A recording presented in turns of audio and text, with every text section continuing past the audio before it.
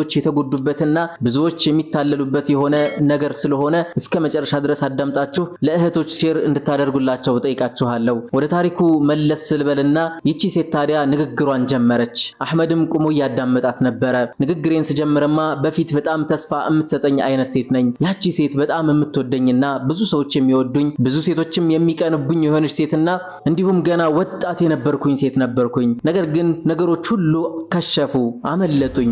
አሁን ላይ ሆኜ ሳስበው አንተ በህይወቴ ላይ ትልቅ የሆነ ጨዋታ እንደተጫወትክ ተሰማኝና የደወልኩልህም ለዛ ነው። ስለዚህ እስከ መጨረሻ ድረስ አዳምጠኸኝ ስልኩን ከዘጋሁት ድጋሚ አልደውልልህም ብላ ቃል ገባችለት። ነገር ግን መሃል ላይ ልታቋርጠኝ ከሞከርክ ህይወትህን ሙሉ ለሙሉ ነው ማመሰቃቅልብህ በማለት ትናገራለች። ከዛም ደነገጠና እሺ ቀጥይ ንግግርሽን በማለት ሊያስቀጥላት ፈለገ። ከዛም እሷ እንዲህ አለችው፣ ታስታውሳለህ እንዴ አህመድ አለችው። ያኔ ወጣት በነበርኩበት ጊዜ ለጋ እድሜ ላይ በነበርኩበት ጊዜ የሰጠኸኝ ተስፋ የሰጠኸኝ ህይወትና የሰጠኸኝ የሰራህልኝ ቤት ታስታውሰዋለህ በማለት ጠየቀችው። ነገር ግን እሱ ሊመልስላት አልፈቀደም። እባክሽ ቀጥይ ይላታል። ከዛም እሷ ስትቀጥል እንዲህ አለች፣ ያኔ እኮ የሰጠኸኝ ተስፋ የሚገርም ነበረ። የሰጠኸኝ የህልም ህይወት በጣም የሚገርም ነበረ። ያኔ የሰጠኸኝ ሁለመናህን እኔም ባንተ ተስፋ ያደረኩበትን ነገር እያንዳንዱን አስታውሳለሁ በየዕለቱ። ያን ሁሉ እያስታወስኩም መርሳት አልቻልኩም። አሁን ላይ ለረሳህም አልቻልኩም። ታስታውሳለህ ያኔ እየተማርኩ በነበርኩበት ሰዓት ላይ ብዙ ወንዶች ይወዱኛል፣ ብዙ ወንዶች ይከተሉኛል፣ ብዙ ወንዶችም ይፈልጉኛል፣ ለትዳርም ይፈልጉኝ፣ ለቁም ነገር ይፈልጉኝ ነበረ። ነገር ግን አንተ ከነሱ ባስ ብለህ መጥተህ በጣም እንደምትወደኝ በጣም እንደምታፈቅረኝና በጣም እንደምታከብረኝ እንዲሁም ካለኔ ህይወት እንደሌለ ትነግረኝ ነበር በየዕለቱ። በጣም ብዙ የህልም ህይወቶችን አሳይተኸኛል። የኔ ፍቅር እያልክ በቀን ውስጥ ብቻ ከ10 ጊዜ በላይ ትጠራኝ ነበረ። ሁል ጊዜ ትደውልልኝ ነበረ። እኔ ጋር ለመገናኘትም ምንም ምክንያት ምንም ነገር ሊያግድህ አይችልም ነበረ። ያን ሁሉ ነገር ስመለከትም እንዳምነህ አድርገኸኝ ነበረ። እኔ መጀመሪያውንም ወንድን አላምንም ነበር። ነገር ግን አንተ ከሁሉም ተለይተህ ነገሮችን ገፋ አድርገህ ወደኔ ስለመጣህ እንዳምነህ አድርገኸኝ ነበር። የኔ ፍቅር ትለኛለህ፣ የኔ ማር ትለኛለህ፣ የኔ ጨረቃ ትለኛለህ፣ የኔ ኮከብ ትለኛለህ። ሁሉም እዚች ምድር ላይ አንተ የምትወዳቸው በጠቅላላ ምሳሌ ሰተህባቸው እኔን ትጠራኝ ነበር በነዛ። ነገር ግን ይሄን ሁሉ ፍቅር እየሰጠኸኝ በነበረበት ሰዓት እንኳን ወደ አንተ ልጠጋ አልፈለኩም ነበር። ምክንያቱም አሁን ላይ ያለውን ነገር መጋፈጥ እንደማልችል ያኔ ስለተረዳሁት። ነገር ግን በሆነ ሰዓት ላይ ከትምህርትም ስወጣ ካላንቺ ህይወት የለኝም ካንቺ መለየትም አልፈልግም ስትለኝ ያኔ ጥያቄን ጠይቄህ ነበር። የጠየቅኩህም ጥያቄ ይህ ነበር፣ ከዚህ በኋላ አንተ ጋር ብኖርና አንተ ጋር አብሬ እየቀጠልኩ ባለሁበት ሰዓት የሆነ ችግር የሆነ አንተ ማትችለው እንኳን ቢሆንም ችግር ቢፈጠር በመሃላችን እንለያያለን ወይ ብዬ ጠይቄህ ነበር። ግን አንተ ፈጽሞ አንለያይ፣ እኔና አንቺን የሚለያየን ሞት ብቻ ነው፣ ከዛ ውጭ ማንም አይለየንም እያልክ ተስፋ ትሰጠኝ ነበር። ያኔም ደስተኛ ሆንኩኝ፣ አመንኩህ። ምንም ነገር እንደማይለያየንም ተጠጋው። ህይወቴን ሙሉ ላንተ ሰጠው፣ አስረከብኩ። ልቤን ሙሉ ለሙሉ እንድትቆጣጠረው ፈቀድኩልህ፣ ማንነቴንም ሰጠው። ነገር ግን አንተ በምላሹ ያደረከኝን ነገር እስኪ አስተውለው በማለት ትነግረዋለች። ከዚህም ቀጠለችና እንዲህ አለችው፣ በሰዓቱ እኮ ገንዘብ ሳይኖረን የህልም ገንዘብን ሰጥተኛል፣ ቤት ሳይኖረን የህልም ቤትን ሰጥተኛል፣ ትዳር ሳይኖረን የህልም ትዳርን ሰጥተኛል፣ ቤተሰብ እንኳን ሳይኖረን የህልም ቤተሰብን አስጨብጠኸኝ።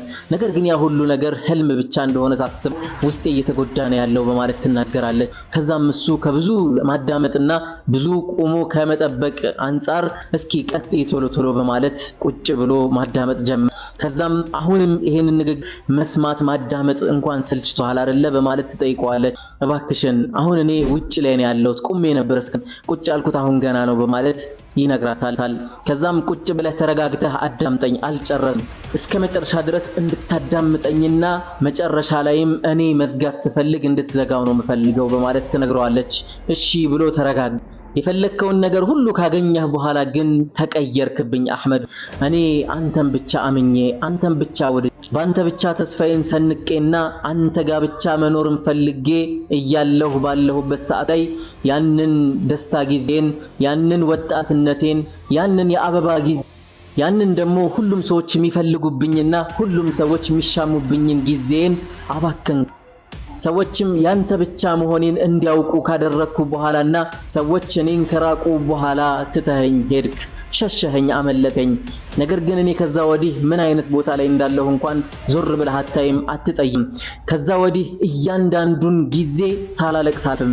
በእያንዳንዱ ጊዜ ሰው ይጠማኛል። ሰዎች ደግሞ አንድ ጊዜ አንተ ጋር መሆኔን ስላወቁ አይጠኝም። ከሰዎች መሃል ያለው ሰው ነገር ግን ሰዎች እኔን የማያዳምጡ እንዲሁም እኔን የማያከብሩ አይነት ሆነዋል። ሰዎች ሁሉ እኔን የሚፈልገኝ አይነት ሰው በአሁን ሰዓት የለም። ምክንያቱም አንተ ጋር የነበረኝን ፍቅርና አንተ ጋር የነበረኝን ቆይታ ሁሉም ያውቁታል። ያንተ ብቻ ነበር መስላቸው። አንተ ግን የሌላ ሴት ሆነሃል። በአሁን ሰዓት ያገባሃትን ሴት አክብረሃታል፣ ወደሃታል። እንዲሁም ከእንቅልፏ እንዳትነሳና እንዳትረበሽም ክብሯን ትጠብቅላታለህ። ነገር ግን ከዚህ በፊት ህይወቷን የቀጨኸውን ሴት ረስተሃታል። ያቺ ሴት ታዲያ በአሁን ሰዓት እጣ ፈንታዋ ምን ይመስልሃል በማለት ትጠይቋለች። እኔ ምን አውቃለሁ አንቺ ንገሪኝ እንጂ በማለት በተጨነቀ መንገድ ጥያቄ ይጠይቃታል እሱ ራሱ ማለት ነው። ከዛም እሷ ስትመልስለት ለመስማት እንኳን የሚከብድ ነበረ። አሁን ያለሁበት ሁኔታ በጣም ከባድ ነው። ህይወት ሙሉ ጨልሞብኛል። ስራም ማጥቻለሁ። ማንነቴን ሁሉ ቀይሬያለሁ። የሚገርምህ ነገር ያኔ ኢማን ነበረኝ። ያኔ ጠንካራ ነበርኩኝ። ካንተ ጎን በመሆኔ ተከብሬ ነበር። አሁን ግን ሁሉም ሰው አዋርዶኛል። ያንቺ ባል ሊሆን የሚችል የሆነ ሰው ሌላ ሴት ይዘዋለች በማለት ሰዎች ያዋርዱኛል። ሰዎች ስራ ወጥቼ እንኳን እንድገባ እያደረጉኝ አይደለም። በቤቴም ቁጭ ብዬ ሁልጊዜ ሐዘን ላይ ነኝ። አለቅሳለሁ። መስታወትን ስመለከት አንተ ነህ የምትታየኝ። በልቤም ሳስብ አንተ ነህ ውል የምትልብኝ። እያንዳንዱ ሁኔታ እንቅስቃሴዎች ሁሉ አንተ ሆነህብኛል። ልረሳህም አልቻልኩም። የመጨረሻ ልቀብርህም አልቻልኩም። ፍቅሬንም አንተን ማብሬ መቅበር አልቻልኩም። ሞት ብቻ ነው የሚታየኝ ወደፊት በማለት ትነግረዋለች። ተስፋ ቆርጫለሁኝ። ያኔ ፍክት ብዬ የነበርኩኝ አበባ ነበርኩ። አሁን ግን ጦልጌያለሁ፣ እየደረኩ ነው ያለሁት። ይሄ ሁሉ ምክንያቱ ደግሞ አንተ ነህ። አጉል ተስፋ ሰጥተኸኛል። አጉል የሆነ ህይወትን አሳይተኸኛል። ያንን ነገር በማጣቴ ደግሞ አሁን ላይ ጭንቀት ውስጥ ነው ያለሁት። አሁንም ድረስ እያለቀስኩ ነው። ነገር ግን የመጨረሻው ጊዜ እየደረሰ ስለመሰለኝ ደውዬልሃለሁ በማለት ትነግረዋለች። አሁን አንቺ ምን ላይ ሆነሽ ነው? በምን ሁኔታ ሆነሽ ነው እንደዚህ እያናገርሽ ያለሽው ብሎ ሲጠይቃት እሷም የመጨረሻ መልሷን እንዲህ በማለት ትመልስለታለች። የሚገርምህ ነገር ሱስ የተባሉ ነገሮችን ሁሉ ሞክሬያለሁኝ፣ ቀምሻለሁ። በሱሶችም ተደብቄ መኖርን ምርጫ አድርጌ ነበር፣ እሱም አልተሳካልኝም። ስለዚህ ራሴን ወደ ማጥፋት እየሄድኩ ነው በማለት ትነግረዋለች። ያን የደነገጠ እባክሽን አላት። በእኔ ምክንያት ራስሽ እንድታጠፊ አልፈልግም፣ የወደፊት ህይወቴ እንዲመሰቃቀልም አልፈልግም አላት።